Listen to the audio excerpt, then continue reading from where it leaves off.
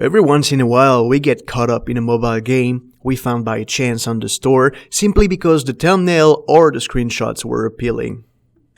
Most of the time, those games don't stay long on our phones because they were not up to our expectations.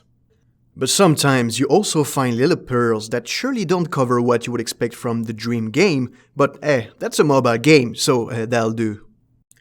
Today we're talking about Girls Frontline, and no, this is not a game about losing weight.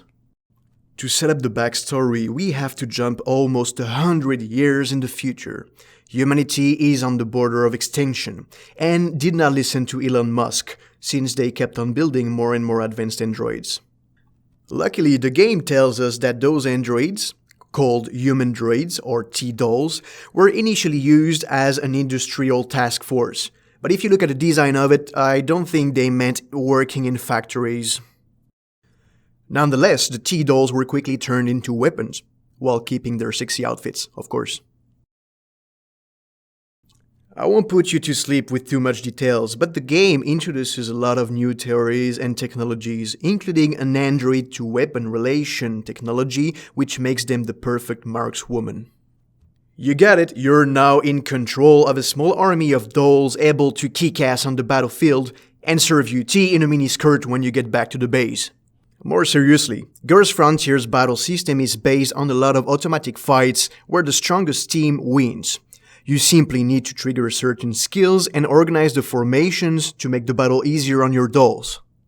So your main role is to optimize your T-dolls, make them stronger or simply pull stronger ones from your factory. Now I know what you're going to tell me. You already tried 100 games like that, so what's new? First of all, the character design is very cute, sometimes a bit sexy, but never over the limit, and each little T-doll has a story. Second, there's an interesting backstory to the game. It's a futuristic war, and the developer actually bothered to make some research and provide some explanations. So with those two factors, we get a game that's almost managing to create bonds between you and those little dolls who fight for you. Rings a bell? Yeah! Last aspect I discovered much later, the game has what they call a dormitory. It's basically your doll's living space, where you get to watch them live. You can give them new clothes, new furniture, and switch to full screen to observe them as if they were in an aquarium. Creepy? Maybe, but don't tell me you don't want to try. Finally, I do need to precise that the game is currently only available in Chinese and Korean, with very lovely voice packs. But the UI is surprisingly very well thought and includes English translations for each important buttons, meaning you can play it without any major issues. That's all there is to say about Girls Frontline. It's a pretty game with a bit of a kink, some backstory, and a bit of idle gaming. That's quite complete for a mobile game. You can get it on the Play Store and very quickly figure out if the game is for you or not. If you're still unsure, just come back and see me. Thanks for watching and see you in our next video.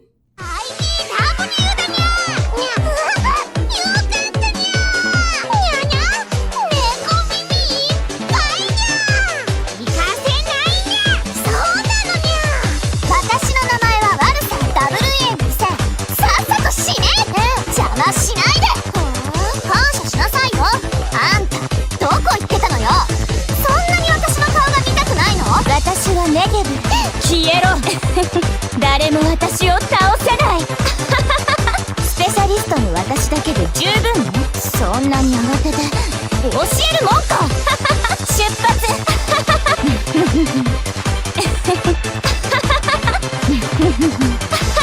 虫けらが死ねもっと強くなれ